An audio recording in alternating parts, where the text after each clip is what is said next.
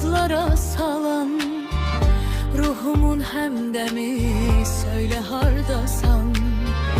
Durub uzaqlardan gizlince baxan, ömürlük həsrətim, söyle hardasan.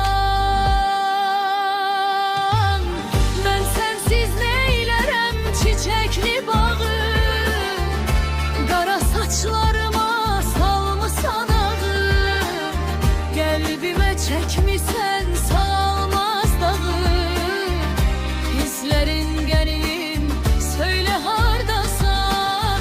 Mən sənsiz neylərəm çiçəkli bağı, qara saçlarıma salmısan ağı, qəlbimə çəkmisən sağalmaz dağı. Hislərin gənimi, söyle hardasan.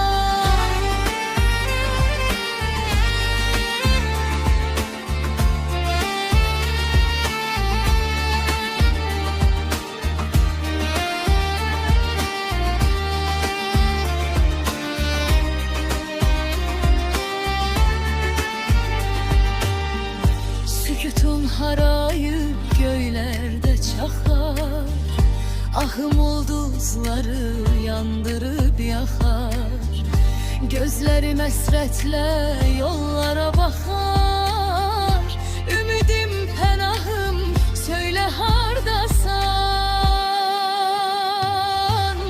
İnsafsız olmuşsan niye bu kadar, çektiğim mezaplar boşuna heder.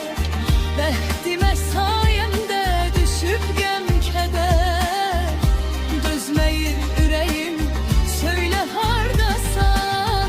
İnsafsız olmuşsan niye bu kadar, çektiğim mezaplar boşuna heder.